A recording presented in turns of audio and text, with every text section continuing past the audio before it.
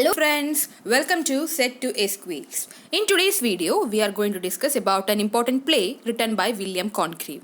There are a lot of questions being asked from this play. We analyzed the previous year question paper of NET exam, and the name of this play is Way of the World. So let us start. I will give you a brief introduction about the playwright. The English dramatist William Congreve was the most brilliant of all writers of the Restoration comedy of manners. He possessed the wit and charm of the heroes of his plays and was universally admired by his contemporaries. His brilliant depiction of human behavior are concentrated in the skillful banter of characters in such plays as Love for Love, The Mourning Bride, and The Way of the World. Still performed today, Congreve's dramas have come to represent the standard against which all other comedies of the period are measured. Coming to the play, The Way of the World was premiered in early March 1700 in the Lincoln's Inn Fields in London. It is widely regarded as one of the best Restoration comedies and is still occasionally performed. Initially, however, the play struck many audience members as continuing the immorality of the previous decades and was not well received. Its characters are Mirabell, a young man who is in love with Millamant. Then Millamant, a young charming lady who is in love with and loved by Mirabell. She is the ward of Lady Wishfort because she is the niece of Lady Wishfort's long dead husband. She is the first cousin of Mrs. Fainall.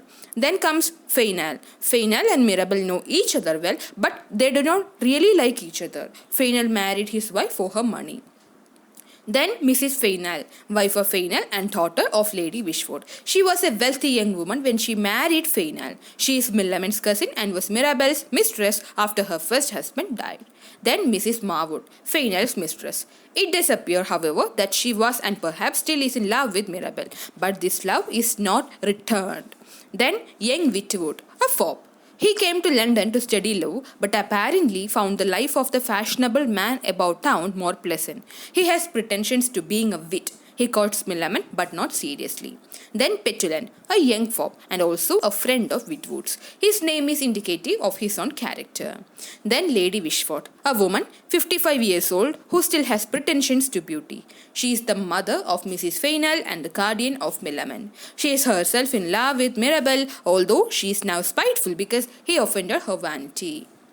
Other characters of this play include Sir Wilful Witwoud, Waitwell, Fibble, Mincing, and Peg. The Way of the World is a 5-act play. Act 1 is set in a chocolate house where Mirabell and Fainall have just finished playing cards. A footman comes and tells Mirabell that Waitwell, that is Mirabell's male servant, and Foible, Lady Wishfort's female servant, were married that morning. Mirabell tells Fainall about his love of Millamant and is encouraged to marry her. Witwoud and Petulant appear and Mirabell is informed that if Lady Wishfort marry, he will lose £6,000 of Millamant's inheritance. He will only get this money if he can get Lady Wishfort's consent to his son Millamant's marriage. Act 2 is set in St. James Park. Mrs. Fainall and Mrs. Marwood are discussing their hatred of men. Fainall appears and accuses Mrs. Marwood, with whom he is having an affair, of loving Mirabell. Meanwhile, Mrs. Fainall, Mirabell's former lover, tells Mirabell that she hates her husband and they begin to plot to deceive Lady Wishfort into giving her consent to the marriage. Millamant appears in the park and angry about the previous night when Mirabell was confronted by Lady Wishfort. She tells Mirabell of her displeasure in his plan, which she only has a vague idea about. After she leaves, the newlywed servants appear and Mirabell reminds them of their roles in the plan. Act 3, 4 and 5 are all set in the home of Lady Wishfort. We are introduced to Lady Wishfort's who is encouraged by Foible to marry the supposed Sir Rowland, that is Mirabell's supposed uncle, so that Mirabell will lose his inheritance. Sir Rowland is, however, Waitwell in disguise, and the plan is to entangle Lady Wishfort in a marriage which cannot go ahead because it would be bigamy, not to mention a social disgrace.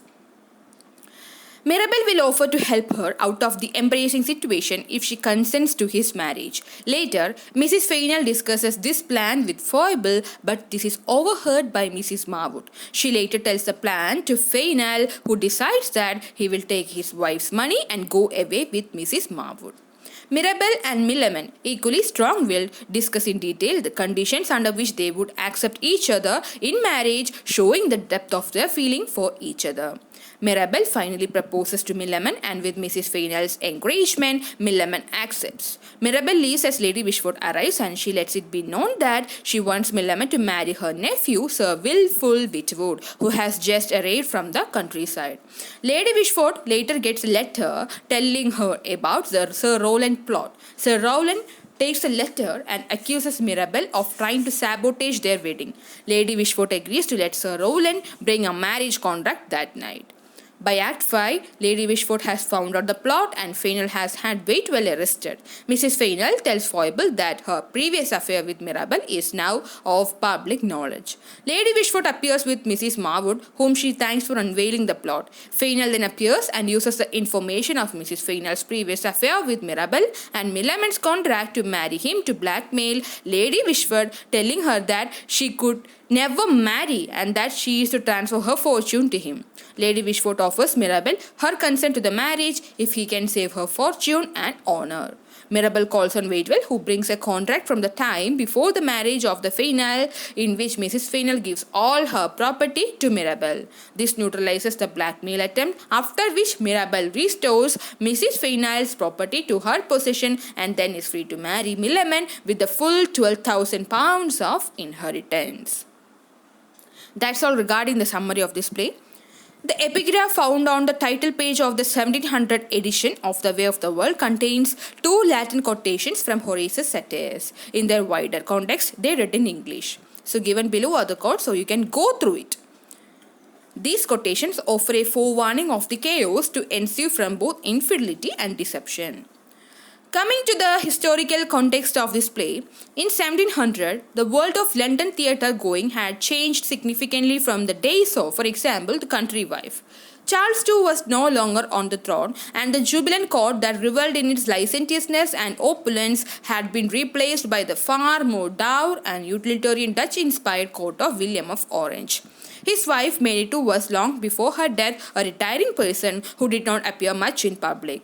William himself was a military king who was reported to be hostile to drama. The political instabilities that had been beneath the surface of many Restoration comedies were still present, but with a different side seeming victorious. One of the features of a Restoration comedy is the opposition of the witty and courtly rake and the dull-witted man of business, or the country bumpkin, who is understood to be not only unsophisticated but often either Puritan or another form of dissenter. In 1685, the courtly and cavalier side was in power, and Restoration comedies belittled the bland and foolish losers of the Restoration. However, by 1700, the other side was ascendant. Therefore, The Way of the World's recreation of the older Restoration comedies patterns is only one of the things that made the play unusual. The 1688 revolution concerning the overthrow of James II created a new set of social codes, primarily amongst the bourgeoisie. The new capitalist system meant an increasing emphasis on property and property law. Thus, the play is packed with legal jargon and financial and marital contract. These new legal aspects allow characters like Mrs. Fainall to secure her freedom through an equitable trust, and for Mirabel and Millamant's marriage to be equal through a prenuptial agreement. This shift in social perspectives is perhaps best shown in the characters of Fainall and Mirabel, who represent respectively the old form and new form of marital relations, that is, sexual power at first and then developing into material power. Okay, that's all. Now let us discuss some previous year questions based on this play. Which of the statement is true of The Way of the World? Options are: A. The Way of the World presents a heroine pretending to love an older man. B. Millamant and Mirabel failed to obtain the consent of Millamant's aunt for their marriage. C. The Way of the World failed on stage. D. The Way of the World was performed and published in 1702. And the correct answer is option C. The Way of the World failed on stage. Next question is: which of the following are the major themes in William Congreve's The Way of the World?